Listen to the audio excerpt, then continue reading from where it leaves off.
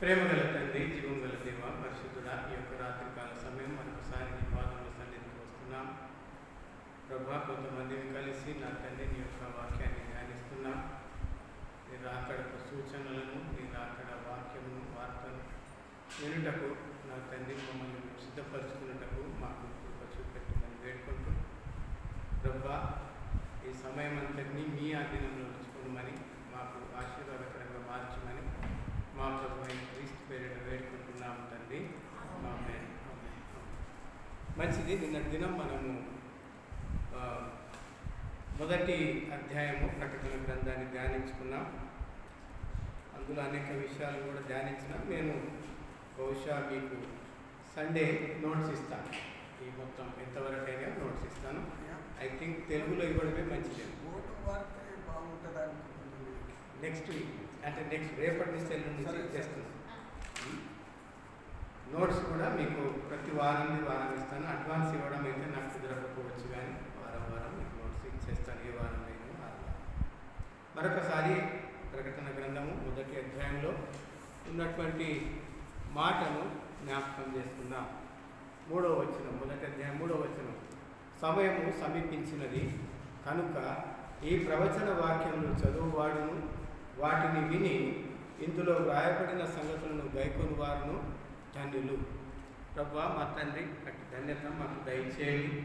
నీ యొక్క వాక్యాన్ని మేము విని గైకొనే కృప మాకు దయచేయండి. 2వ అధ్యాయానికి మనం వద్దాం. మొదటి అధ్యాయంలో 7 సంఘాల గురించి, ఈ 7 సంఘాలకు మరి ప్రభువు ఒక వర్తమానము యోహాను భక్తునికి చెప్పమని చెప్తున్నట్టుగా మనం చూస్తూ ఉన్నాం. అందులో ప్రభువు 7 దీపస్తంభాల మధ్యలో 7 నక్షత్రాలను చేత పట్టుకొని ఉన్నట్టుగా చూస్తున్నాం. మొదటి అధ్యాయంలో యేసు ప్రభు వివరణ కూడా మనకి ఇస్తూ ఉన్నాడు. ఆయన మనుష్య కుమారుని పోలిన వాడుగా ఉన్నాడు, దూరస్వరం వచ్చింది అంటున్నాడు.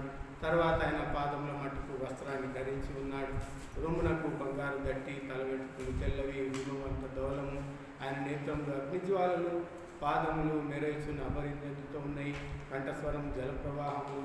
తరువాత ఆయన నోటి నుండి 2 అంచులు గల ఖడ్గము, వాడి అయిన ఖడ్గం బయటకు వస్తున్నదని కూడా ఆయన మనుష్య కుమారుని అంటే యేసు ప్రభుని గురించి మనం వివరించినట్టుగా చూస్తూ ఉన్నాం. సో అది ఒక ప్రాముఖ్యమైన వివరణ యేసు ప్రభుని గురించి మనము యోహాను భక్తుని ద్వారా వింటున్నాం. 2వ అధ్యాయంలో ఎఫెసులో ఉన్న సంఘపు దూతకు ఇలాగూ రాయను. మొట్టమొదటిగా ఆయన ఎఫెసు సంఘానికి చెప్తూ ఉన్నాడు. ఎఫెసు సంఘాన్ని గురించి రాయని చెప్తూ ఉన్నాడు. ఎఫెసు ఒకవేళ మీరు చూసినట్లయితే ఈ సముద్ర ఒడ్డున కనిపిస్తూ ఉన్నది. పద్మాసు ద్వీపానికి సమీపంగా ఉన్నది. పద్మాసు ద్వీపానికి యోహాను భక్తుడు ఎగ్జైల్ అంటే పరదేశిగా కొనుక్కోబడినాడు. పరదేశి కూడా అనలేము, కానీ ఆయన బహిష్కరింపబడ్డాడు. దేశ బహిష్కరణలో ఆయనను పద్మాసుకు పంపించినారు ఎగ్జైల్లో. డిమిషియస్ కాలం లోపల, డొమినిషియన్ రాజు చక్రవర్తి కాలం లోపల ఆ పని జరిగింది. ఎఫెసు సంఘము మనము మన నూతన నిబంధన గ్రంథంలో చదివినప్పుడు ఎఫెసు సంఘానికి పౌలు భక్తుడు ఒక ఉత్తరం కూడా రాస్తున్నట్టుగా మనం చూస్తాం. 7 సంఘాలు కూడా గ్రీకు దేశపు రాజ్యాలు. ఒకప్పుడు గ్రీకు దేశం ఏర్పాటు చేసుకున్నటువంటి రాజ్యాలు. అవి రేవు పట్టణాలు దాదాపు. ఇవన్నీ కూడా గ్రీకుల తరువాత అది రోమియుల ఆధిపత్యంలోకి పోయింది. గ్రీకుల సంస్కృతి మత ఆచారాలు, రోమియుల సంస్కృతి మత ఆచారాలు దాదాపుగా కలిసి వస్తాయి. దేవతల పేరు వేరుకున్నా దాదాపు ఆ దేవతలు అవే పనులు చేస్తాయి. గ్రీకు దేశంలో భయంకరమైన విగ్రహారాధన, బలులు, విచ్చలవిడితనము. రోమా సంస్కృతిలో కూడా భయంకరమైన విగ్రహారాధన, విచ్చలవిడితనము, బలులు. ఇవి మనము 2 రాజ్యాల లోపల కూడా చూస్తాం, గ్రీక్ అండ్ రోమన్ సివిలైజేషన్. నేను ఇంతకు ముందే చెప్పినట్టుగా దాదాపు ఈ సంఘాలన్నీ కూడా పౌలు భక్తుడు స్థాపించినవి. తన 3 ప్రపంచ యాత్రలో ఆయన ఇవి స్థాపించినవి. ఈ 7 సంఘాలు కూడా ఏషియా మైనర్లో ఉన్నది. అది ఇప్పుడు టర్కీ ప్రాంతంలో ఉన్నది. ఎఫెసు సంఘాన్ని కూడా పౌలు భక్తుడు స్థాపించినాడు. 53వ శతాబ్దంలో ఆయన అక్కడికి వెళ్ళినాడు.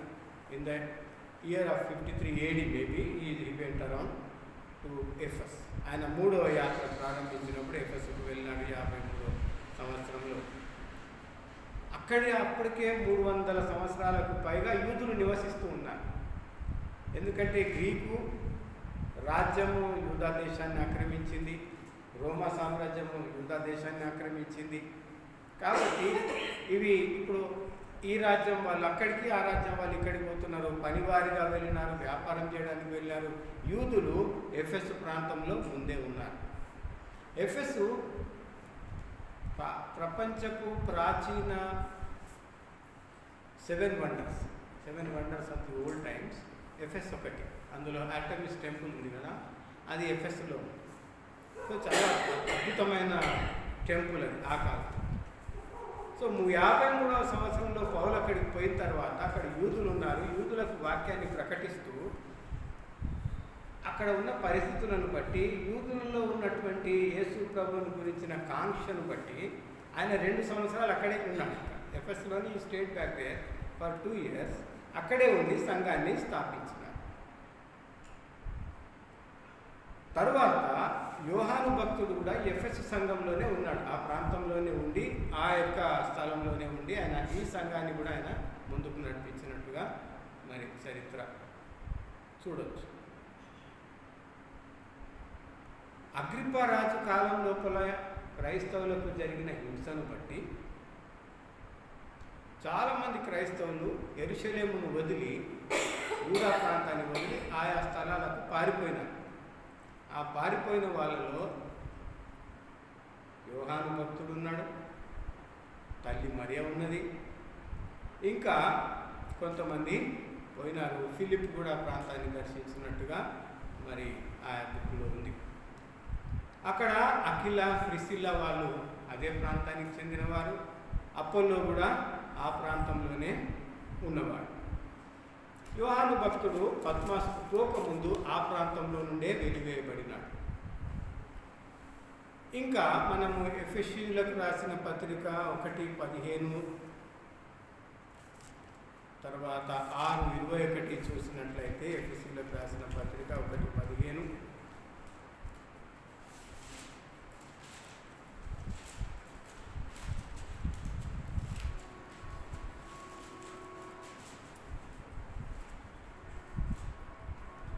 ఎఫెసీల గురించి పౌలు రాస్తున్న మాటలు చూద్దాం. ఈ హేతువు చేత ప్రభు అయిన యేసునందరి మీ విశ్వాసమును గూర్చియు, పరిశుద్ధులందరి ఎడల మీరు చూపుచున్న విశ్వాసమును గూర్చియు నేను వినినప్పటి నుండి మీ విషయమై మానక దేవునికి కృతజ్ఞతాస్తుతులు చెల్లించుచున్నాను. ఎఫెసియన్స్ పౌలు టైంలో, లేదా పౌలు పోయిన తర్వాత ఆయన ఉత్తరం రాసే టైం లోపలికి ఎఫెసీయులు మంచి విశ్వాసులుగా ఉన్నట్టుగా మనం ఈ పత్రిక ద్వారా చూస్తాం. వాళ్ళ విశ్వాసమును బట్టి, యేసునందు వాళ్ళకున్న ప్రేమను బట్టి దేవుడు ఏం చేస్తుంది, పౌలు ఏం చేస్తుందంటే దేవునికి కృతజ్ఞతలు చెల్లిస్తున్నట్టుగా చూస్తున్నాం. అదే పత్రిక 6వ అధ్యాయంలో కూడా ఒక మాట చూద్దాం. 6వ అధ్యాయము ఆఖరి వచనాలు 21వ వచనం. మీరు నా క్షేమ సమాచారం అంతా ఇది తెలుసుకున్నటకు ప్రియ సహోదరుడును ప్రభువునందు నమ్మకమైన పరిచారకుడునైన తుకికు నా సంగతులన్నీ మీకు తెలియచేయును. మీరు మా సమాచారం తెలుసుకున్నటకును అతడు మీ హృదయములను ఓదార్చుటకును అతన్ని మీ యొద్దకు పంపితిని. తుకికు అనే భక్తుడు కూడా మరి ఆ స్థలాన్ని దర్శించినట్టుగా మనం ఈ యొక్క పత్రిక ద్వారా చూస్తాం. ఈ పత్రిక దాదాపుగా 62వ ప్రాంతం, 62 ఆ ఏరియాలో మరి ఎఫెసు సంఘానికి పౌలు భక్తుడు రాసినట్టుగా జ్ఞాపకం చేసుకోవచ్చు.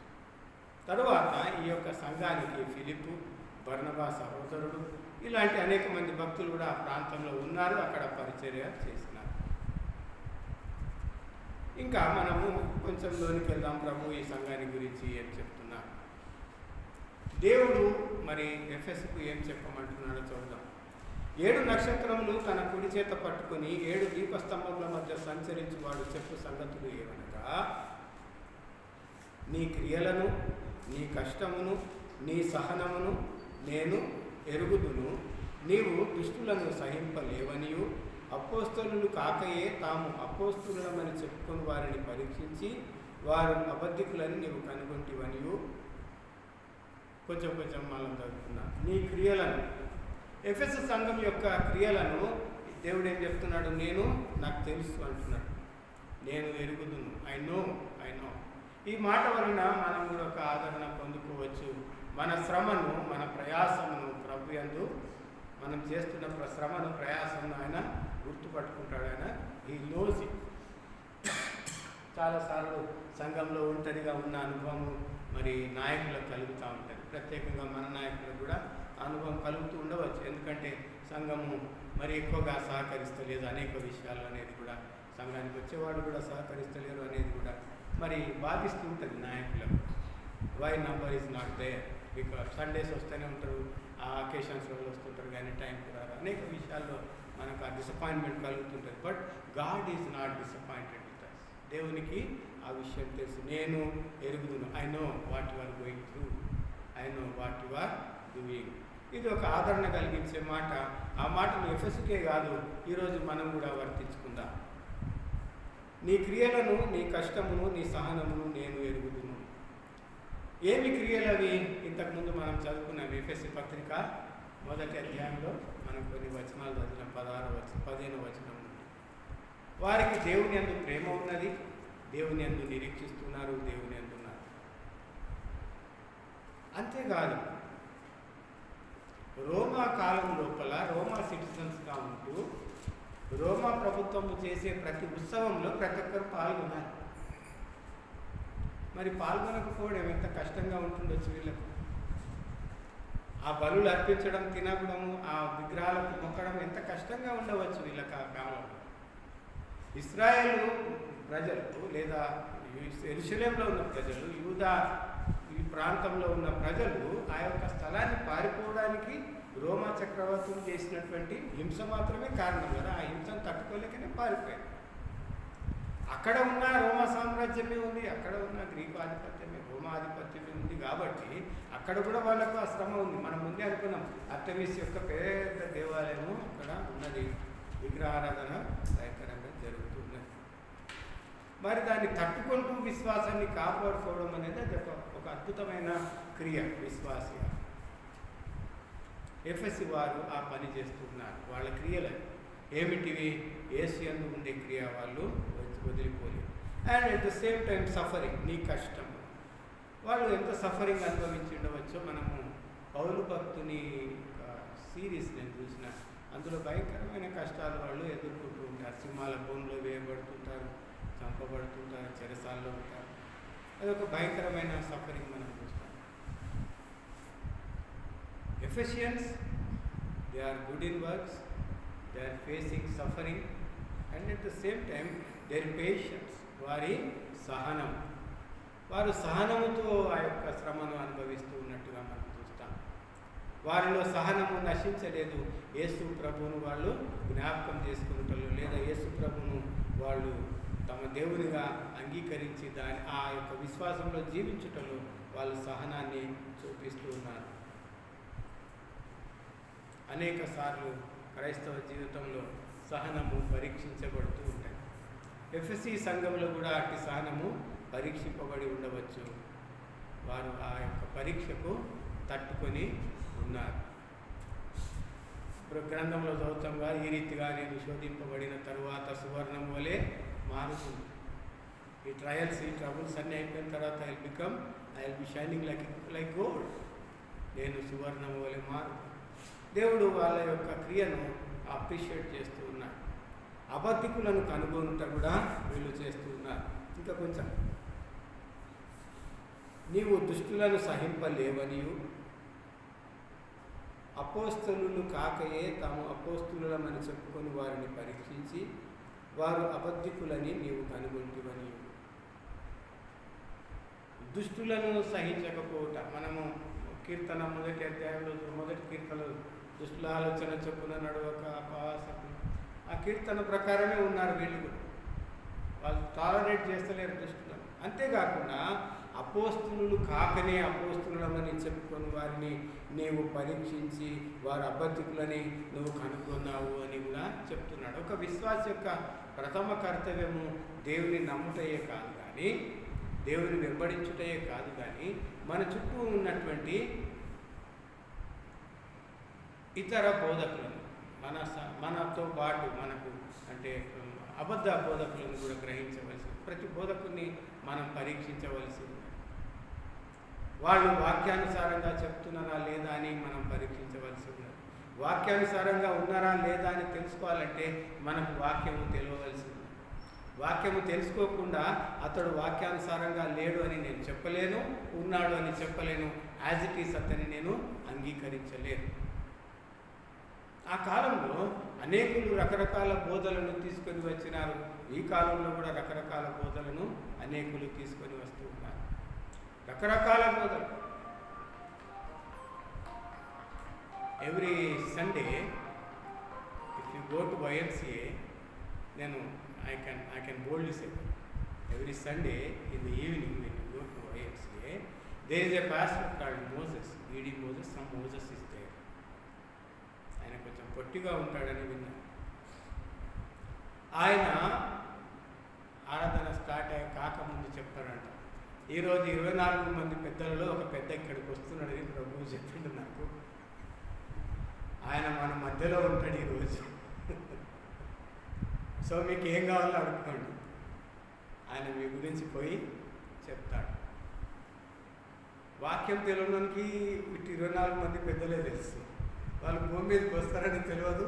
ఈయన అడిగిండంట ప్రభు వచ్చి, ఏం కావాలి మోసెస్ అంటే, నాకు 24 మంది పెద్దల్లో ఒక పెద్దను పంపించాలి వాళ్ళు అంటే, సరే పంపిస్తాం. మళ్ళీ ఒకసారి అంటాడంట, 100 మంది దూతలు, ఈ count the names, Gabriel, Michael, ఇవన్నీ పేర్లు చెప్పుకుంటూ 100 మంది దూతల పేర్లు చెప్పి, ఈరోజు పలానా దూత రాబోతున్నాడు మన ఆరాధన అని చెప్తారు. వాక్యము తెలియనప్పుడు మనుషులు ఆ రీతిగా తప్పిపోతూ ఉంటారు. వాక్యము తెలియనప్పుడు ఎఫెసీ వారు అటువంటి బోధకులను కనిపెట్టి పరీక్షించి వారిని దూరం పెట్టుకున్నారు. అవి అబద్ధికులను తెలుసుకున్నప్పుడు వారిని దూరం పెట్టుకున్నారు. మన విశ్వాసము చాలా సున్నితమైనది. మన విశ్వాసము చాలా సున్నితమైనది. అది వేవరైతూ ఉంటుంది చాలాసార్లు మన పరిస్థితులను బట్టి.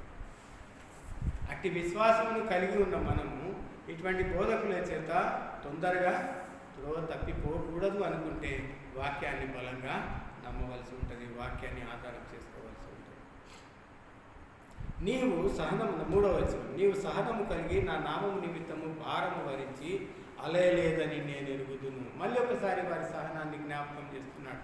నీవు సహనము కలిగి నా నామము నిమిత్తము భారము వహించి.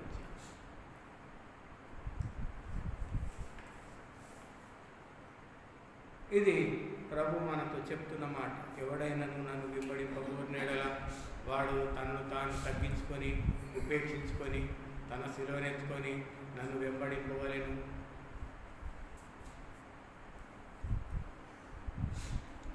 వారు ప్రభు శిలువనెత్తుకొని ఆయనను వెంబడిస్తున్నారు, తమ శిలువనెత్తుకొని వెంబడిస్తున్నారు. అది భారము అని అనుకొనలేదు. క్రైస్తవ జీవితం అనేకులకు అనేక సార్లు అనేక రీతులుగా నిలబడాల్సి వచ్చినప్పుడు అది భారంగా ఉంటుంది.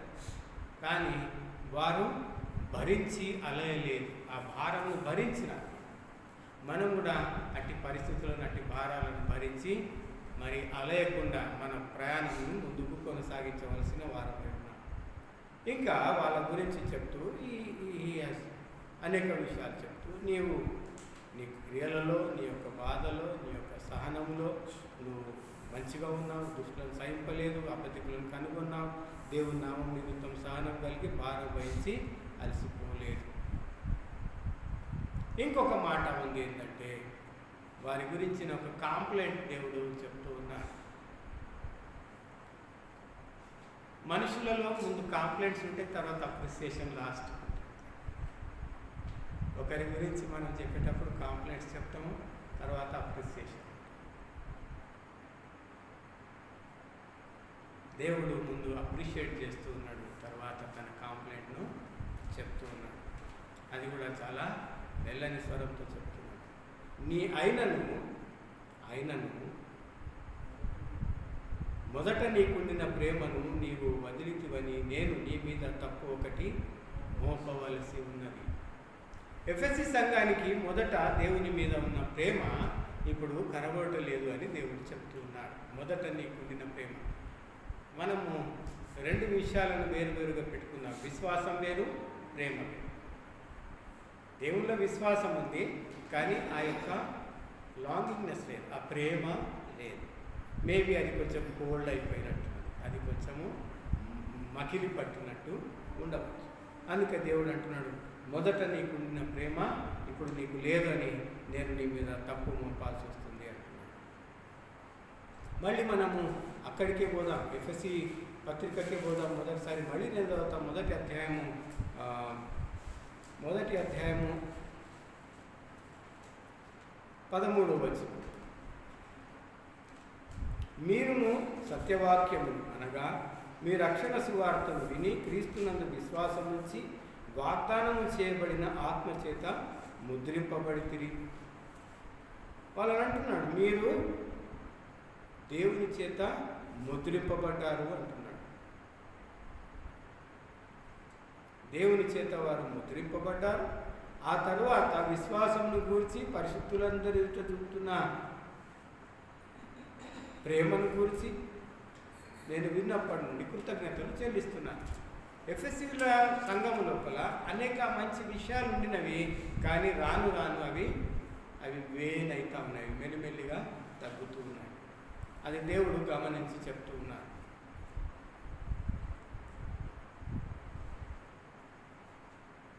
నీవు ఏ స్థితిలో నుండి పడితివో అది జ్ఞాపకం చేసుకొని మారు మనసు పొంది ఆ మొదటి క్రియలను చేయము. అట్లు చేసి నీవు మారు మనసు పొందితేనే సరే. లేని ఎడల నేను నీ యొద్దకు వచ్చి నీ దీపస్తంభమును దాటి దాని చోట నుండి తీసివేతును. దేవుడు వాళ్ళకి చెప్తూ ఉన్నాడు, మీరు ఏ స్థితిలో నుండి పడితిరో అది జ్ఞాపకం చేసుకునండి. మనం ఏమంటాం, ఏ స్థితిలో నుండి వచ్చినామో ఒకసారి జ్ఞాపకం చేసుకోవాలి. మనం ఏ గ్రామం నుంచి వచ్చినామో, ఏ ఆర్థిక పరిస్థితుల నుండి వచ్చినామో, ఎక్కడెక్కడి నుండి మనము అటకాయించి వచ్చి ఈరోజు ఏ స్థితిలో ఉన్నామో జ్ఞాపకం చేసుకోవాలంటున్నాడు. అది మనమేమో మన లైఫ్లో, డే టు డే లైఫ్లో మనం కింది స్థాయి నుండి పైకి వచ్చినాం. కానీ దేవుడు అంటున్నాడు, నువ్వు అత్యున్నతమైన ప్రేమ అనే ఆ శిఖరం నుండి నువ్వు కిందికి దిగజారినావయ్యా ఎఫెసు అంటున్నాడు. మన జీవితంలో రోజు రోజుకు మనము కింది స్థాయి నుండి పైకి వెళ్తున్నాం మెటీరియలిస్టిక్ లైఫ్లో, కానీ మనము స్పిరిచువల్ లైఫ్లో పై స్థాయి నుండి కిందికి వస్తున్నాం. ఈ గ్రాఫ్స్ వేరేగా ఉంటున్నాయి.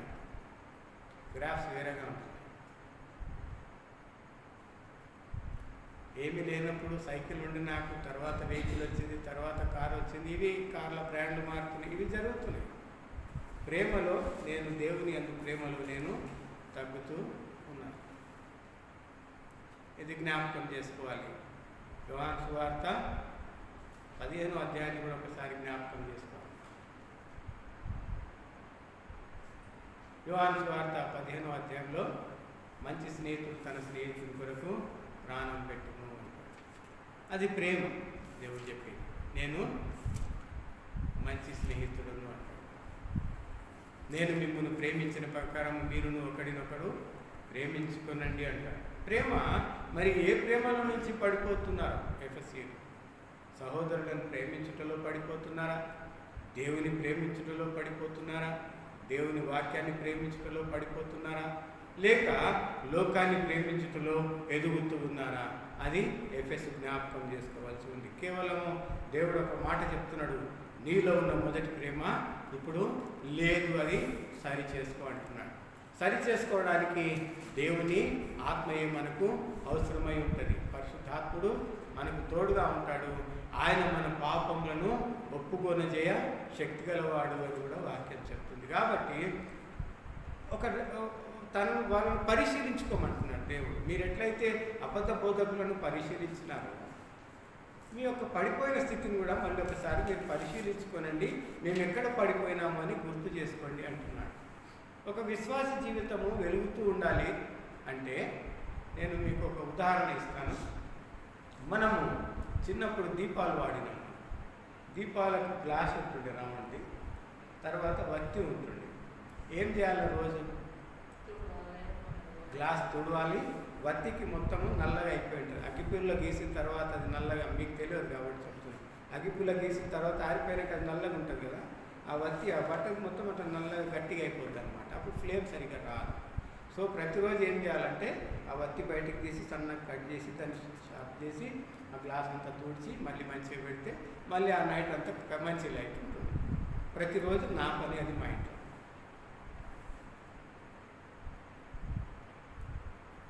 మన ప్రేమను మనము ప్రతిరోజు పరిశీలించుకోవాలి, సరి చేసుకోవాలి. ఆ రీతిగా మనం గ్లో అవుతాం.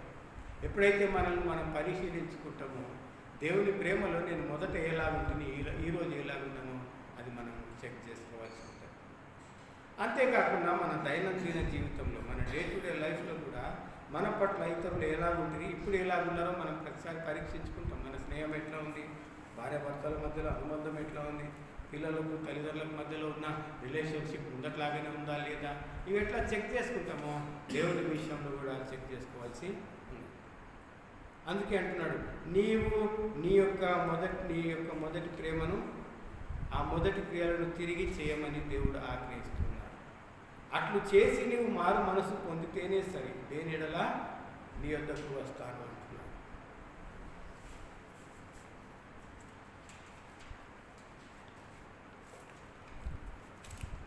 ఈ యొక్క ఎఫెసు సంఘంలో ప్రేమ తగ్గిపోవడానికి బహుశా నేను అనుకుంటా వాళ్ళ జీవితానికి ఎక్కువ ఇంపార్టెన్స్ ఇచ్చి ఉండవచ్చు. వాళ్ళ జీవితంలో సాధారణమైన స్థితి వచ్చి ఉండవచ్చు. వాళ్ళ విశ్వాస జీవితంలో దేవుని ప్రేమ లేకుండా అంటే ఒక మెకానికల్ క్రిస్టియన్ లైఫ్. ఎట్లా అంటే మెకానికల్ క్రిస్టియన్ లైఫ్, మెకానికల్ అనొద్దు కానీ దాన్ని ఒక మామూలు క్రిస్టియన్ లైఫ్ అయి ఉండొచ్చు. ఆదివారం చర్చికి రావాలా, పొద్దున 6 గంటలకు లేచి బైబిల్ చదువుకోవాలా, ప్రార్థన చేసుకోవాలా, రాత్రి బైబిల్ చదువుకోవాలా, ప్రార్థన చేసుకోవాలా. ఇది ఒక టైం టేబుల్ క్రిస్టియన్ లైఫ్ అయి ఉండవచ్చు. ఆ టైం టేబుల్ క్రిస్టియన్ లైఫ్ ఉన్నప్పుడు నిజంగానే ఆ వెలుగు గ్లోగా ఉండదు. Seeking God is our primary thing. దేవుణ్ణి వెంబడించుట, దేవుణ్ణి తెలుసుకునుట, దేవుణ్ణి అర్థం చేసుకునే ప్రయత్నం చేయుట ప్రతినిత్యము చేయవలసి ఉంటుంది. That's what David was doing all the time. దావీదు అది చేస్తూ ఉంటుంది. ఆ కాలంలో ప్రవక్తలు అది చేస్తూ ఉన్నాయి, మోషే అది చేస్తూ ఉంది. యేసు ప్రభు ఈ లోకంలోనికి వచ్చినప్పుడు తన క్వైట్ టైం తీసుకొని ఆయన దేవునితో సహవాసం కొరకు చేస్తూ ఉన్నాడు. సో ఎప్పుడైతే మనము ఆ సమయాన్ని, క్వాలిటీ టైం మనం దేవుని కొరకు స్పెండ్ చేయడానికి ఇస్తామో, మన faith it is with love. It is with love. What you expect? నేను పరిమళ, నేను ఇద్దరం భార్య, ఆమె బర్త్డే నాడు నేను మెసేజ్ పెట్టి క్వైట్గా ఉంటే అయిపోతుందా? I'm greeting her by message. ఆమె కలిసినా కూడా మెసేజ్ పెట్టినా కదా అంటే ఎట్లుంటుంది కదా? నేను I should say happy birthday, happy లేకపోతే ఐ లవ్ యూ, ఇన్ని దినాలు నువ్వు భరించినావు అది చెప్పాల్సి ఉంటుంది. చెప్తే అది మంచిగా. చెప్పకుండా నేను వాట్సాప్లో మెసేజ్ పెట్టేస్తే సరిపోదు. సో ఈరోజు మన క్రైస్తవ జీవితము మెసేజ్లతో, అంటే మెసేజ్ అంటే ఒక మెకానికల్ లైఫ్ అట్లా కాకుండా వారు ఆ యొక్క దేవునితో సహవాసం నుండి వాళ్ళు మెల్లిమెల్లిగా వాళ్ళకి తెలియకుండానే, మనం అందరం కూడా అట్లనే చేస్తాం, మనకు తెలియకుండానే దేవుని యొక్క వెలుగు నుండి కొంత దూరము పోతూ ఉంటాము. మన ఈ యొక్క స్పిరిచువల్ లైఫ్లో మనము ఎంతో కోల్పోతూ ఉంటాము. అది ఒక్కోసారి అనిపిస్తుంది ఏమంటే నా జీవితంలో ఏదో మిస్ అవుతుంది అనిపిస్తుంది. ఆ మిస్సింగే లవ్ ఫర్ గాడ్. దేవుని యొక్క ప్రేమను మనం మిస్ అవుతాం. దేవుని పైన ఉన్న మన ప్రేమను మిస్ అవుతూ ఉంటాం. పాపం చాలామంది కూడా అంటారు, నాకు ప్రార్థన చేయాలనిపిస్తలేదు, నాకు దూరంగా ఉండాలి. అది they are missing the love of God. లేదా వాళ్ళు దేవుని ప్రేమించడము మర్చిపోతున్నారు. మన పెరియోడు కూడా ముందు బాగుంది. నేను ఒక్కోసారి 150, 160 మందిని కూడా లెక్క పెట్టి, ఈరోజు మనము 40-50 మంది లెక్క పెడితే మా గొప్ప అవుతుంది. ఆదివారం 40-50 మందిని లెక్క పెడితే చాలా గొప్ప. చిన్న పిల్లలు కాకుండా ఏమవుతున్నది? ఇది పరీక్షించుకోవాల్సిన సమయం. మళ్ళీ మనము పాత దినాలకు వెళ్ళవలసిన సమయం. మళ్ళీ మనం అందరం కూర్చొని, అంటే భారం కలిగిన వారు కూర్చొని సంఘం కొరకు ప్రార్థించవలసిన సమయం. నేనైతే యవనస్తులతో ప్రతిసారి చెప్తాను, మీరు మా సంఘానికి బలం, మీరు రండి. నేను ఇక్కడొచ్చి చెప్పకుండా వచ్చి నాకు ఎవరు కలిసినా నేను చెప్తాను, నువ్వు మా సంఘానికి బలమయ్యా, నువ్వు ఎందుకు రావయ్యా, రాయ్యా. మరి something is missing. What is missing? I don't know. Maybe we are becoming cold. మనము ఏమి కూడా వీఆర్ నాట్ ఫీలింగ్ ఎనీథింగ్. మనం ఏమి ఫీల్ చేయలేని స్థితిలోనికి పడిపోతున్నామేమో అనిపిస్తాము. అందుకే ప్రభు ఏమంటుందంటే, repent and do the old things. మళ్ళీ నువ్వు పశ్చాత్తాపడు, నువ్వు ఒప్పుకో, నీ పాత స్థితికి తిరిగి వెళ్ళిపో. ఆ పాత స్థితి ఏముండిందంటే, దేవుని మీద అపారమైన ప్రేమను కలిగిన సంఘంగా ఉండింది. అట్టి స్థితిలోనికి వెళ్ళిపోమని వాళ్ళని కోరుతూ ఉన్నారు. ఆది సంఘంలో మనం చూసినాం, వాళ్ళు తమ ఇళ్లను ఆస్తులను అమ్ముకొని సంఘానికి పెట్టినట్టుగా చూస్తున్నాం. ఇప్పుడేమవుతున్నది? ఎఫెసీ సంఘంలో బహుశా ఉండొచ్చు, వాళ్ళ ఇల్లు ఆస్తులు అమ్మకుండా ఇల్లు ఆస్తులు జమ చేసుకుంటున్నట్టుగా చెప్పలేము. ఏదో ఒకటి మిస్ అవుతున్నది. అది ఒకటే కాదు, అనేకమైన మిస్ అయ్యి వాళ్ళు దేవుని చేత చెప్పబడుతున్నారు, నీ ప్రేమ మిస్ అయింది. ఆ కాలంలో ఎఫెసీ సంఘం ఉన్న కాలం మళ్ళీ నేను జ్ఞాపకం చేస్తాను. అది భయంకరమైన విగ్రహారాధన, లోక సంబంధంగా ఉన్న కాలం. ఇంకా ఏం చెప్తున్నాడు? నీ యొక్క దీపస్తంభము దాని చోటు నుండి నేను తీసివేస్తాను. I will take your lamp stand from there. ఇంకా you may be shining but you are not going to be a light to the world. దీపస్తంభం మీద దీపం ఉంటే అది అనేకులకు కనిపిస్తుంది. స్తంభము లేకుండా దీపం ఉంటే అది కొంత మాత్రానికి. అంటే now you will be lighting in around Ephesus only. మీరు లోకానికి వెలుగై ఉన్న ఎఫెసస్ సంఘము ఈరోజు దేవుడు అంటున్నట్టు మారకపోతే నిన్ను జరపడు అక్కడి నుంచి, కానీ అక్కడనే వస్తాడు. ఆయన దీపస్తంభము నేను లేనిడల నేను నీ యొద్దకు వచ్చి నీ దీపస్తంభమును దాని చోటు నుండి తీసివేస్తా. ఇది జ్ఞాపకం. దీపం తీస్తా అన్నట్టు దేవుడు దీపస్తంభాన్ని. You will not be anymore a favourite to me now. ఒకవేళ నువ్వు నన్ను ముందటి వల్ల ప్రేమించకపోతే నువ్వు నాకు ఒక ఫేవరెట్గా ఉండలేవు. నీ ద్వారా నేను లోకాన్ని నేను వెలిగింప చేయాలనుకున్నా ఆ పని నేను ఇంకా నీకు చెప్పను అంటున్నాను. జ్ఞాపకం పెట్టుకున్నాను. ఒకవేళ ఆ స్థితిలో మనం కూడా ఉన్నట్లయితే మనము ఆ స్థితి నుండి తిరిగి వెనుకటి స్థితి అంటే దేవుని అత్యధికంగా ప్రేమించిన స్థితికి మనం వెళుదాం. అయితే ఈ ఒకటి నీలో ఉన్నది, 6వ వచనం. అయితే ఈ ఒకటి నీలో ఉన్నది, నికొలాయితుల క్రియలు నీవు ద్వేషించుచున్నావు, నేను కూడా వీటిని ద్వేషించుచున్నాను. ఇక్కడ దేవుడు ఒక మాట చెప్తున్నాడు. నికొలాయితుల క్రియలు, నికొలాయితుల క్రియలు నీవు ద్వేషిస్తున్నావు అంటున్నాడు. ఇది ఒక ఇది కూడా మళ్ళీ ఒక కాంప్లిమెంట్గా వాళ్ళకున్నది. నేను ద్వేషిస్తున్న క్రియలు ఏదైతే నికొలాయితుల క్రియలు ఉన్నాయో అవి కూడా నీవు ద్వేషిస్తున్నావు. దాన్ని బట్టి నాకు సంతోషమే, దేవునికి సంతోషం. నికొలాయితులు ఎవరు అసలు? అపోస్తలుల కార్యం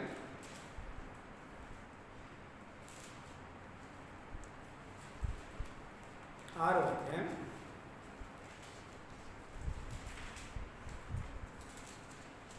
5వ వచనం. ముందు కొంచెం మీది పోదామా? 1 నుంచి చదువుతామా? అపోస్తలుల కార్యం 6వ అధ్యాయం 1 నుంచి.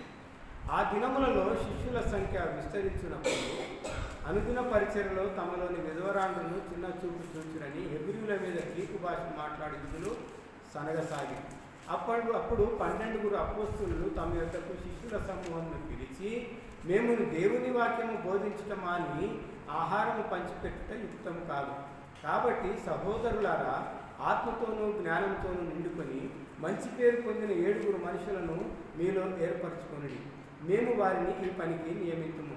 అయితే మేము ప్రార్థన యందును వాక్య పరిచర్య యందును ఎడతెక్కగా ఉండుమని చెప్పిరి. ఈ మాట జనసమూహం అంతటికి ఇష్టమైనందున వారు విశ్వాసముతోనూ పరిశుద్ధాత్మతోనూ నిండుకొనిన వాడైన స్టెఫను, ఫిలిప్పు, ప్రొకోరు, నికోనోరు, తీమోను, పర్మెనాసు, యూదుల మత ప్రవిష్టును, అంత్యోకయ వాడును అగు నికోలాసు అను వారిని ఏర్పరచుకొనిరి.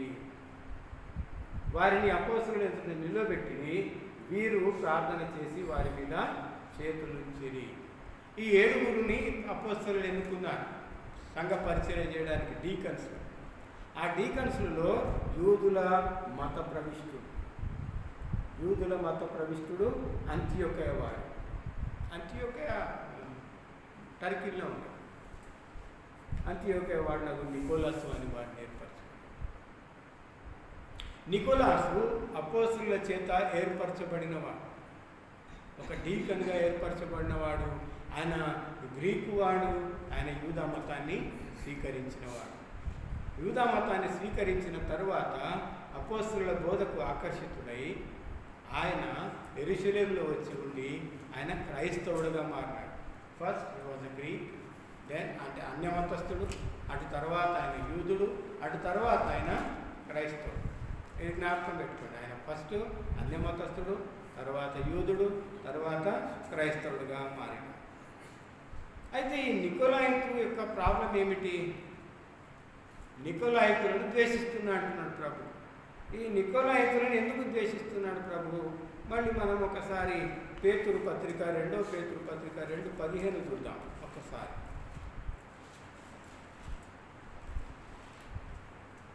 పేతురు రాసిన 2వ పత్రిక 2:15 చూద్దాం. తిన్నని మార్గమును విడిచి బెయేరు కుమారుడైన బిలాము పోయిన మార్గమును బట్టి త్రోవ తప్పిపోయి, ఆ బిలాము దుర్నీతి వలన కలుగు బహుమానమును ప్రేమించెను, అయితే తాను చేసిన అతిక్రమం నిమిత్తము అతడు గద్దింపబడెను. ఇది మనం వేరే సంఘం గురించి చెప్పినప్పుడు నికోలాయితులు బిలాము కలుపుతారు మళ్ళీ. అందుకే నేను ఈ వచనం ఇప్పుడు కూడా చదువుతున్నాను, మళ్ళీ అప్పుడు కూడా చదువుతాను. బిలాము దేవుని ప్రవక్త అయినప్పటికీ ఆయన దేవుని మార్గంలో వ్యతిరేకంగా పోతూ ఉన్నాడు. 3 సార్లు దేవుడు వద్దన్నా ఆయన పోతూ ఉన్నాడు. వద్దని ముందే చెప్పిండు ఆయన, కానీ ప్రార్థిస్తే నేను మళ్ళా దేవుడు ఏం చెప్తాడో చూస్తాను. మీరు సంఖ్యాకాండము 22 నుంచి 25 వరకు చదవచ్చు. 31లో కూడా ఒక వచనం. తరువాత ఇంకా యాకోబు రాసిన పత్రిక 1:14 కూడా చదువుతాం.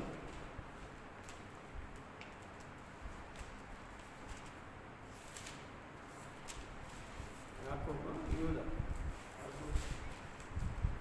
యాకోబు. దురాశ గర్భమును ధరించి పాపమును కనగా పాపము పరిపక్వమై మరణమును కనును. ఇక్కడ నికోలాయికి ఏమొచ్చిందంటే, నేను చదివిన ప్రకారం నికోలాయికి ఒక డాక్ట్రిన్ ఉంది. ఇంకా మనము ఇంకా కొంచెం ముందుకెళ్దాం. మళ్ళీ కూడా నేను నంబర్స్లో 31 తీస్తాను. సంఖ్యాకాండం 31 16వ వచనం. ఇదిగో బిలాము మాటను బట్టి పెయోరు విషయంలో ఇశ్రాయేలుల చేత యెహోవా మీద తిరుగుబాటు చేయించిన వారు మీరు కారా? ఏమైనప్పుడు మనం ఇంకా కొంచెం అదే సంఖ్యాకాండం 25వ అధ్యాయం 1వ వచనం చూస్తాను నేను. సంఖ్యాకాండం 25 1వ వచనం. ఇశ్రాయేలీయులు షిత్తీములో దిగి ఉండగా ప్రజలు మోయాబు రాణుతో వ్యభిచారము చేయసాగిరి. ఆ స్త్రీలు తమ దేవతల బలులకు ప్రజలను పిలువగా వారు భోజనం చేసి వారి దేవతలకు నమస్కరించిరి. ఇశ్రాయేలీయులు మోయాబు ప్రాంతంలో, మిద్యాను ప్రాంతంలో సేనలుగా దిగినప్పుడు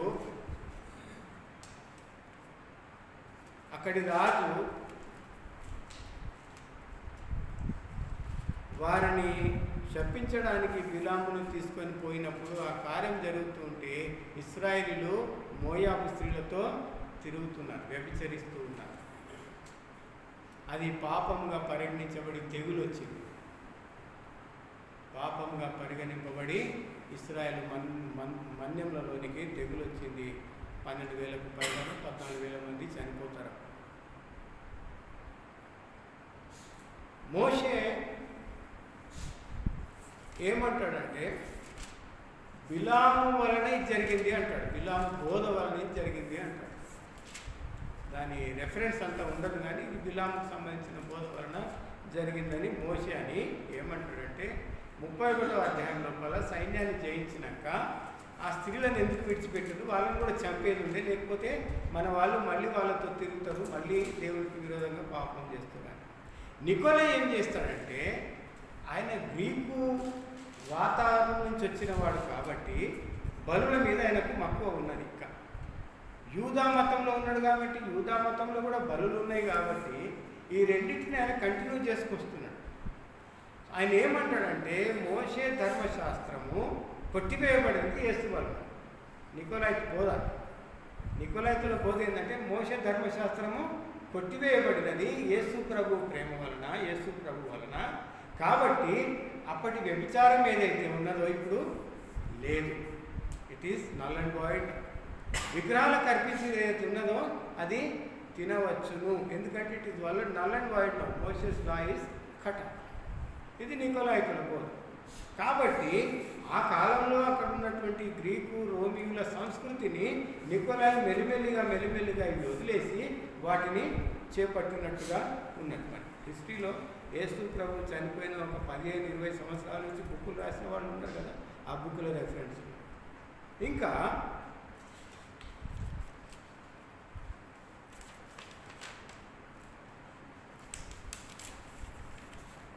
last church, eastern church father Isidore of Sevilla అంటే ఆయన ఒక మాట రాస్తాడు. ఆయన చరిత్ర రాస్తూ నికోలాయ్ అంట తన భార్యను వదిలిపెట్టేసినాడంట. చాలా అందగత్తెనంట. ఎందుకు వదిలేసినాడయ్యా అంటే ఆమె చాలా అందగత్తె కాబట్టి ఎవరైనా ఆమెతో ఉండొచ్చు, ఇష్టపడి ఉండొచ్చు, దే కెన్ ఎంజాయ్. ఇప్పుడు నాకు ఆమె భార్య అయితే ఆమెతో ఉండలేరు కాబట్టి నేను వదిలేస్తున్నామని ఎవరైనా మీరు. సో ఆ రీతి ప్రవర్తన నికోలాయ్ తన సంఘంలో స్టార్ట్ చేశాడు. అది పెద్దగా అయిపోయి సంఘం అంతా భ్రష్టు పట్టిపోయింది. అంటే ఎఫెసస్ సంఘం కాదు, నికోలాయ్ ఇంకో దగ్గర సంఘం స్థాపించుకుని ఉండొచ్చు. ఆయన అది చేస్తున్నాడు. అది చేయడం వలన ఆయనతో ఉన్న వాళ్ళందరూ భ్రష్టు పట్టిపోయినారు. ఒకరి పార్ట్నర్ ఇంకొకరితో తిరుగుతున్నారు, వాళ్ళ పార్ట్నర్ వీళ్ళతో తిరుగుతున్నారు. ఇది విశృంఖలమైన జీవితము జరిగింది. ఇది గ్రీకు సంస్కృతి, ఇది రోమా సంస్కృతి. ఆ కాలంలో రోమా గ్రీకు సంస్కృతి ఇది. దాన్ని ఆయన తనలో ఉంచుకొని వచ్చినాడు. బలులకు అర్పించి తినడంలో తప్పు లేదు అనుకుంటున్నాడు ఆయన. విగ్రహాలకు అర్పించి తినొచ్చు. ఎందుకనంటే మనము క్రీస్తును ప్రకటించాలంటే, ఆయన ప్రేమను ప్రకటించాలంటే ఈ పాతవి పోయినాయి, కొత్తవే మొదలైనవి. అందులో ఇవన్నీ కూడా నల్ అండ్ వాయిడ్. రెండవది, క్రీస్తును ప్రకటించాలంటే వాళ్ళతో మనం మమేకం కావాలి. అంటే మనం వాళ్ళతో మింగిల్ అయిపోవాలి, వాళ్ళతో కలవాలి. ఆయన ఒక తీవ్రవాద సిద్ధాంతం అనుకుంటున్నాడు. అంటే యేసు ప్రభును ప్రకటించవచ్చు, ఈ రీతిగా ప్రకటిస్తే ఇంకా బాగా ప్రకటించవచ్చు అనే ఒక వాదన కలిగి ఉన్నవాడు. He abandoned his wife, who is so beautiful because of her beauty, so that whoever wanted her can enjoy with her. This practice turned into debauchery, partners being exchanged. He was from Greek paganism and occult cults, rituals, sexual debauchery, worldly pleasures. ఆయన అటువంటి లోక సంబంధమైన జీవిత విధానంలో నుంచి వచ్చినవాడు. దానిని ఆయన వదిలిపెట్టలేదు. ఆయన మాట క్రీస్తు ధర్మశాస్త్రాన్ని కొట్టివేసినాడు. ధర్మశాస్త్రం ఇక లేదు. మోషే ధర్మశాస్త్రము, వ్యభిచారము, విగ్రహారాధన, బలులు అర్పించుట, వీటన్నిటి అవి తినకూడదు, ఈ వాటికి ఇప్పుడేమి ఇంపార్టెన్స్ లేదు అని నికోలాయ్ మాట్లాడుతూ తన సంఘాన్ని నడిపించినాడు. ఆయన యూదా మతాన్ని, క్రైస్తవత్వాన్ని, గ్రీకు రోమన్ల విగ్రహారాధనను మూడింటిని కలగలిసి ఆయన ఒక కొత్త సిద్ధాంతాన్ని తెచ్చుకున్నాడు. అదే నికోలాయితుల బోధ. బహుశా నేను ఇంతకంటే ఎక్కువగా నేను చూడలేదు. ఇవి ఆయన ప్రైమ్ కాంటెంట్స్, ఆయన నికోలాయితుల బోధల గురించి. నికోలాయిట్స్ గురించి కూడా ఎక్కువగా లేదు, మన బైబిల్ అయితే లేదు. 2 సార్లు మాత్రమే అది రాయబడి ఉంది. అది కూడా ప్రకటన గ్రంథం. క్రైస్తవులు అందరితో కలవాలి, అందరితో తినాలి, ఇతర మతస్థులతో కలిసి ఉండాలి, వాళ్ళని పెళ్లి చేసుకోవచ్చు, వాళ్ళు మనల్ని పెళ్లి చేసుకోవచ్చు. ఈ రీతిగా ఆయన అటువంటి భావనలు కలిగి ఉన్నాడు. అది యేసు ప్రభువుకు వ్యతిరేకమైన భావన, ఆయన ఉద్దేశానికి వ్యతిరేకమైన భావన. కాబట్టి యేసు ప్రభు దాన్ని ద్వేషిస్తున్నాడు. అది కూడా చూడండి, యేసు ప్రభు పేరు మీదనే చేస్తున్నాడు. ఆయన is doing all these things in the name of Jesus. So Yesu ప్రభు అంటాడు కదా, మీ వలననే కదా నా నామము అన్యజనులలో దూషింపబడుతుంది. అది ఆ రీతిగా ఆయన చేసినాడు. ఆ క్రియలను ఎఫెసస్ సంఘము గట్టిగా వ్యతిరేకించింది. తన సంఘాలోనికి అటువంటి బోధ రాకుండా జాగ్రత్త పడ్డాడు. ఎఫెసస్ సంఘము ఆ విషయంలో ఒక ఒక స్టార్గా ఉన్నది. కానీ దేవుని విషయంలో తన ప్రేమ తగ్గి ఉన్నదిగా మనము చూడవచ్చు. ఎఫెసు ఉన్న పరిస్థితిని మళ్ళీ ఒకసారి జ్ఞాపకం చేసుకున్నాం. మనమున్న పరిస్థితిలోనే ఎఫెసు సంఘం కూడా ఉంది. మన సంఘం ఉన్న స్థితిలోనే ఎఫెసు సంఘం ఉంది. చుట్టూ విగ్రహారాధన ఉన్నది, బలుల అర్పణ ఉన్నది, ఇంకా ఏలోక సంబంధమైన విషయాలు ఉన్నవి, ఇక ఏలోక సంఘమైన ఆకర్షణలు ఉన్నవి, ఇవన్నీ కూడా ఉన్నవి. పర్సిక్యూషన్ కూడా ఉన్నది, శ్రమ కూడా సంఘానికి ఉన్నది ఆ కాలంలో. ఈ కాలంలో అంత శ్రమ లేకున్నా శ్రమ అయితే ఉన్నది. వాళ్ళు తమ విశ్వాసాన్ని కాపాడుకున్నారు. మనం కూడా మన విశ్వాసాన్ని కాపాడుకోవలసి ఉన్నది. ఒకవేళ ఆ విశ్వాసము మనము కాపాడుకోనకపోతే, ఆ ప్రేమను మనము కలిగి ఉండకపోతే, దేవుడు అంటాడు కదా, అది ఈ 7 మాటలు ఈ సంఘానికే కాదు, లోకవ్యాప్తంగా ఈ రోజు ఉన్న సంఘానికి కూడా ఉన్నాయి. గత 2000 సంవత్సరాలుగా ఈ పత్రిక చదువుతున్న ప్రతి సంఘానికి ఇది వర్తించింది. నేడు కూడా ఈ సంఘానికి వర్తిస్తుంది. మన సంఘంలో కూడా ఈ 7 సంఘాలు ఉండవచ్చు. మన సంఘంలో 7 సంఘాలు ఉండవచ్చు. ఈ 7 సంఘాలకు చెప్పబడ్డ మాటలు మనందరికీ వ్యక్తిగతంగా పనికొస్తాయి, సంఘానికి కూడా పనికొస్తాయి. అందుకే దేవుడు అంటున్నాడు, రిపెంట్, నీవు జ్ఞాపకం చేసుకో, మారు మనసు పొందు, నీ మొదటి క్రియలను చేయి. నువ్వు మారు మనసు పొందితే, నేను పొందకపోతే నేను నీ దీపస్తంభాన్ని తీసివేస్తాను అంటాడు. లాస్ట్గా, చెవిగలవాడు ఆత్మ సంఘములతో చెప్పుచున్న మాట వినుగాక. ఎవరు వినాలంట? చెవిగలవాడు వినుగాక. వినుట మనం మొన్న కూడా అనుకున్నాం, walk the talk, walk the talk, walk the faith, walk the love కదా. ప్రేమ ఉన్నదని నేను ఒక మెసేజ్ పెట్టి చూపలేను. నేను ప్రేమను వ్యక్తీకరించాను. నేను ఒక స్నేహితుడు నిన్ను ఒక క్రోస్ నడవమని నేను కోరితే నువ్వేమనాలంట? 2 క్రోసులు కూడా నడుస్తా. ఒకడు వచ్చి ఒక అంగీయం ఉంటే నువ్వేం చేయాలంట? నీకు 2 అంగీలు ఉంటే ఒకటి తీసేయాలంట. This is what as called as walk, లేకపోతే walk the faith, walk the talk, walk the love. మనం ఏదైతే చెప్తున్నామో దాన్ని చేయుట, దానిని నడుచుట, దానిని మన జీవితంలో చేయుట. కాబట్టి మరి మనము వ్యక్తిగతంగా దేవుని ప్రేమిస్తున్న వారమైతే, ఆ ప్రేమలో మనము మన కుటుంబాన్ని ప్రేమిస్తున్నామా? మన వారిని మాత్రమే ప్రేమిస్తున్నామా? మన సంఘాన్ని మాత్రమే ప్రేమిస్తున్నామా? మన క్రైస్తవులను మాత్రమే ప్రేమిస్తున్నామా? మన చుట్టుపక్క వారి పట్ల మన ప్రవర్తన ఏ రీతిగా ఉన్నది? ఇది దేవుని ప్రేమ. అది మనం పరిశీలించుకోవాలి. యేసయ్య తన ప్రాణాన్ని లోకాని కొరకు పెట్టినాడు. లోకమంతటి కొరకు ఆయన తన ప్రాణాన్ని పెట్టినాడు. మనము మన ప్రాణాన్ని ఎవరి కొరకు పెడతాం? అది ప్రేమ. దేవుడు అంటాడు, ప్రేమ ఇందులో పరిపక్వమై కనిపిస్తుంది. ఎందులో? దేవుడు తన ప్రాణాన్ని ఇచ్చుటలో ప్రేమ కనిపిస్తుంది అంట. అది ultimate love. So do you have such ultimate love in the love? If you are having such ultimate love, then we will be ready to give our life for others whom we don't know also. మనకి ఎవరైతే తెలియదో వాళ్ళ కొరకు కూడా మనము ప్రాణం పెట్టడానికి సిద్ధంగా ఉంటాం. ఆఖరిగా ఏం చెప్తున్నాడంటే, చెవి గలవాడు వినుగాక. చెవి ఉంది, మనకు వింటున్నాం మనం. కానీ ఇక్కడ వినుట వలన విశ్వాసం కలుగును. వినుట క్రీస్తు కూర్చిన మాట వలన కలుగును అంటే అది ఆడికే కాదు. విశ్వాసము కేవలము FAITH అనే వర్డ్ మాత్రమే కాదు. It is to be practised. Love LOVE 4 words మాత్రమే కాదు. It is to be practice, it is to be kept implementation. దాన్ని మనము పనిలోకి పెట్టాలి. మనం దాన్ని యాక్షన్లోకి తీసుకుని రా. ప్రభు అంటున్నాడు ఎఫెసు సంఘంతో, నీ మునుకున్న లవ్ లేదు, నీలో మునుకున్న ప్రేమ లేదు. ఈరోజు మన ప్రేమ ఎక్కడ ఆగి ఉంది? మనం ఎక్కడ ఆగి ఉన్నాం? ఒకసారి పరీక్షించుకుందాం. ఇంటికి వెళ్ళిన తర్వాత మనం బాప్తిజం తీసుకోకుండా ఏ రీతిగా ఉన్నాం, బాప్తిజం తీసుకున్న తర్వాత ఏ రీతిగా ఉన్నాం, మనము as we are growing in our lives, మన వయసులో ఎదుగుతున్న కొద్దికి మన విశ్వాసము ఏ రీతిగా గ్రాఫ్లో ఉంది ఒకసారి మనము పరిశీలించుకోవాల్సి ఉన్న వాళ్ళమే ఉన్నాం.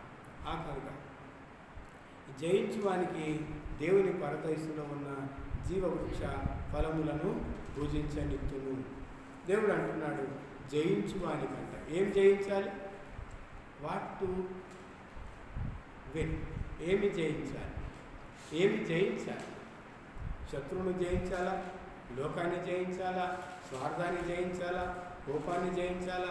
మరి ఏం జయించాలి? ఇవన్నీ కూడా జయించాలి. సాతానుని జయించాలి, మనలో ఉన్న కోపాన్ని జయించాలి, మనలో ఉన్నటువంటి ప్రతిదీ కూడా స్వార్థాన్ని జయించాలి, ఇవన్నీ కూడా మనము జయించవలసిన వారమై ఉన్నాం. ఆ జయించవలసిన వారికి దేవుడు ఏం చెప్తున్నాడంటే, ఆదికాండం 2వ అధ్యాయం మరియు 9వ వచనం.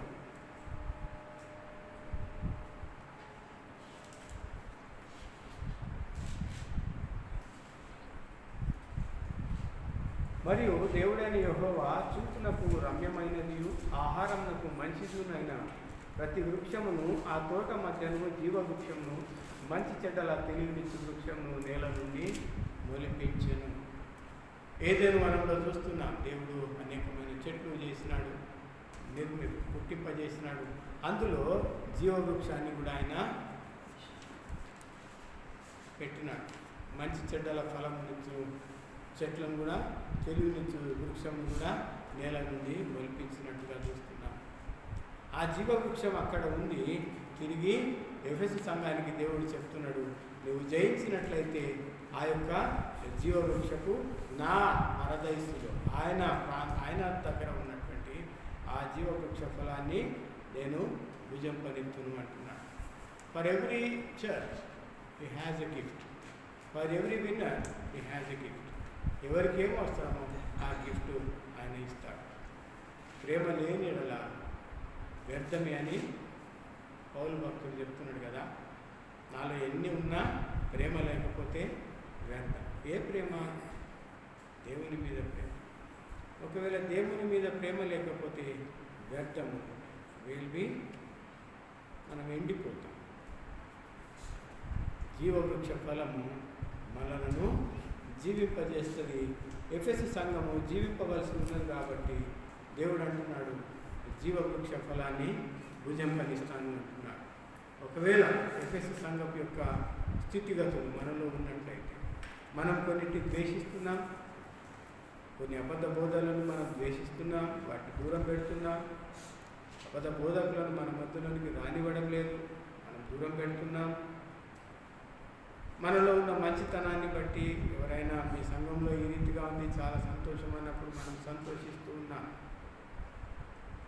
అప్రిషియేట్ చేసినప్పుడు మనము చాలా సంతోషిస్తున్నాం. నిన్న కూడా మన సంఘంలోని నెగిటివ్ వర్డ్స్ కూడా విన్నాం. నేను థర్డ్ పర్సన్ నుంచి విన్నా, నేను డైరెక్ట్ వినలేదు. సరి చేసుకోవాల్సిన అంశం కదా, ఉలికి పడాల్సిన అంశమే.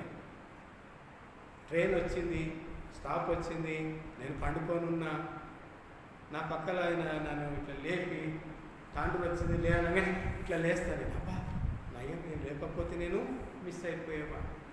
సో బహుశా నిన్నటి దినము మనము ఉలికిపాటుకు గురి చేసిన దినంగా భావిద్దాం. నెగటివ్ స్టేట్మెంట్ను ఎఫెసు తీసుకున్నది, తీసుకోవాలి. తీసుకోకపోతే అది జీవవృక్ష ఫలమును భుజింపలేదు, దాని ల్యాంప్ స్టాండ్ అక్కడ ఉండదు, తీసివేయబడతాం. మనం ఉలికి పడదాం, మనల్ని మనం సరి చేసుకుందాం, ఈ వాక్యానుసారంగా మనం కట్టబడదాం, దేవుళ్ళు జీవిద్దాం. ప్రభు నీకు వందనాలైన స్తోత్రాలు. ఈ యొక్క రాత్రి కాలంలో ఎఫెస్ను జ్ఞాపకం చేసుకున్నాం. మా జ్ఞానంలోకి మించిన పని తండ్రి. అవును నాయన, అవి 2000 సంవత్సరాల క్రితం ఉన్న సంఘము, అప్పటి బోధలు, అప్పటి పరిస్థితులు, అప్పటి విషయాలు మాకు తెలియదు. మీరు మాకు మీ ఆత్మ జ్ఞానం చేత బయలుపరచారు. ఆయన యోహాను భక్తుడికి ఏ రీతిగా అయితే మీరు ఆత్మజ్ఞానం ఇచ్చి వాటిని బయలుపరిచినారు, మాకు నువ్వు బయలుపరచు. మా విశ్వాస జీవితాన్ని, నీ యందు మాకున్న ప్రేమను నాయన మీరు పెంచుకున్నటకు కృప చూపెట్టండి.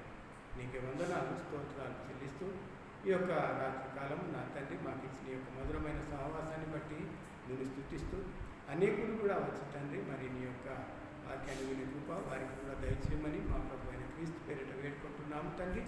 ఆమేన్. Thank you. మీకు కూడా థ్యాంక్ యూ వెరీ మచ్.